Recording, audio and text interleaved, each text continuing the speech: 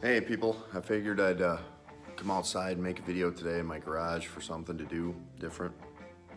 I'd like to, I wish I could show you my supremely cobbed up tripod setup here I made with some duct tape and a screwdriver and a $2 tripod from our yard sale. It's pretty heavily engineered. I think if somebody saw it, they definitely think I was doing some type of nefarious activity with it. But today I'm gonna make a video. You guys don't really know all the different crap I do. A lot of different hobbies I've done over my time. Shooting guns, cars, motorcycles, weightlifting, working out, CrossFit, jiu-jitsu, karate. And I still am a scuba diver. I still have my license, but I don't do it anymore. So I figured that'd be a interesting topic for a video. So I was gonna, why I don't scuba dive anymore. Something that I really enjoyed scuba diving. It's a cool hobby. Pretty dangerous hobby. In all reality, I mean, it's pretty safe, but there's definitely a lot of risks to it, and you really need a good partner. So I think at the end of the video, I'll do a segment too on like some good equipment to have when you're scuba diving. So I got into scuba diving back in about maybe 2000. My father really wanted to scuba dive, so he decided to pay for us both to take the courses and stuff like that, which is really cool. So we did it. We collected some decent equipment, and I used like a nice Maris semi-dry suit, Maris the regulators and stuff, the Abyss model regulators. They were really good. So I have somewhere around, not a lot of dives. I'm not like a supreme scuba diver. I think under 30 dives really. But I was pretty good at it, like, because if I get into something, I really try to study it up and be the best I can at it.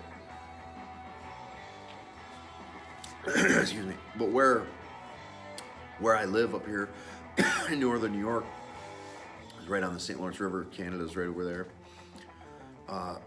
You'd think it'd be awesome for diving and all that stuff, but in reality, it gets pretty boring. It gets pretty boring up here.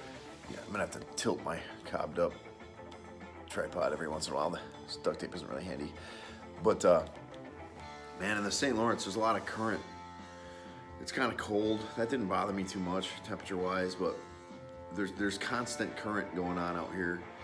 And there's not a lot of to look at in the river. And visibility is limited, man. And maybe it gets real blurry at real opaque out at 50 feet distance from you probably. It's not, and it's anything over 50 or 60 feet is pretty dark, and it gets boring.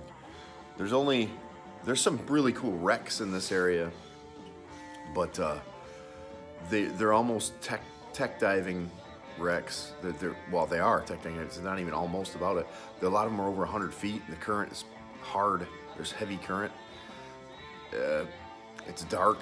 You definitely need mixes, nitrox, or I'm not sure. Some of the terms I'm going to be off on now because I haven't dove in a long time. Maybe, you might, I don't know if they use heliox in these dives or not, but, if you're diving for fun, man, you got to be around the ocean, I think, for the best stuff, because if I was near the ocean, I'd probably still do it. There'd be more people around. And the other reason, my dad's an older guy now. He can't dive anymore, really. It's just physically too tough for the guy. So I had another guy I dove with twice. It didn't really work out. He was kind of sketchy. He was way too nervous for which that you can't be nervous diving, man. You have to have your shit together. In my 30-ish dives, I had two incidents of some close calls. One of them was a gear-related mistake I made in how I strapped my tank. My tank started to slide some, and my father had to fix it, adjust it for me. That was my fault, totally. And you know, using recreational diving equipment, some of it isn't really the best. The other one was not our fault. It was a weather and current related thing. The current's going one way, the wind is going the other way, which generally it doesn't. The wind's almost always out of the west here, as well as the current.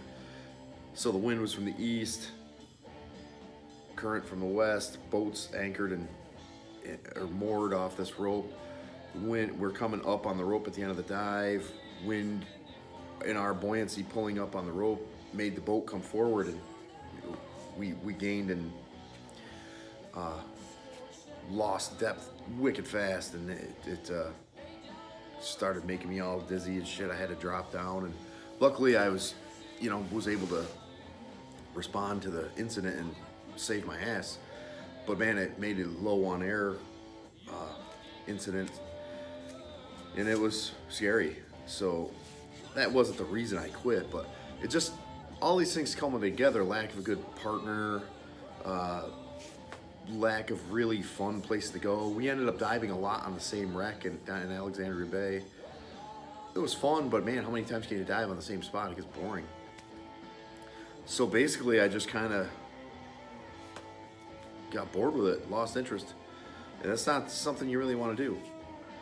It's not fun, if like I said, if it's the ocean, it's warmer, there's less current. Generally, the ocean can be dangerous too, but a lot of spots it's easy, there's way better visibility.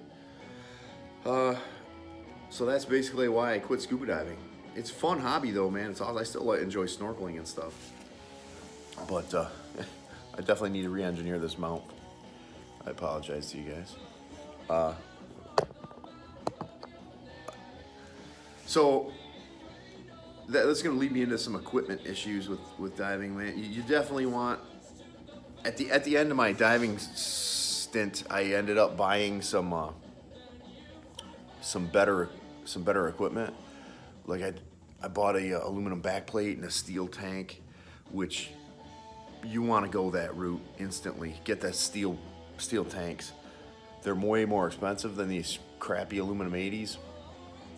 And you definitely want to get a good backplate instead of like a wreck diving BCD. A good backplate is so much easier. You almost dump nearly all your ballast weight. You end up being able to plane off in the water way better. Your buoyancy for your neutral stop, for your neutrality and buoyancy for your safety stops on ascending is far better. I ended up stealing some cave diving ideas and like changing the way a lot of my shit was rigged up on me from the wreck diving style. I put like a 90-degree swivel fitting on my regulator. I started rigging my safety spare regulator around my neck in a bungee like the cave divers do. So if something happens, you can just pull it out and pop it in your mouth right away. That you want to do that. I think I changed it to both my regulators coming from one side. I changed my colors of my lines so I could visually tell the blue line's air and the yellow line was safety, air. There's a lot of shit you could do. It pays off a lot to study equipment wise, and like if I would buy an actual camera mount, you would not see me annoying you with trying to fix all this. But yeah, like if you look at the diving stuff, like the people who dive on TV shows, you see all these professional divers. They're always wearing like good shit, aqua lung rigs, back plates and stuff, where you just have these harnesses and you don't have this bulky BCD shit. You definitely want to go with a back plate. It makes life way easier, especially a dual strap back plate. You want a dual strap for sure. And I found the fins I used. I had a set of split fins they're pretty comfortable. They're easy on your joints. But in the current and the river, I found that after a while, the split fins, man, they lack when especially me, I have pretty strong legs. You can kick you can overkick the split fin, where it basically loses. You're losing power. You definitely need a good solid fin when you're dealing with adverse conditions. So I'm gonna stop this video because this is annoying the shit out of me. But see you later, guys.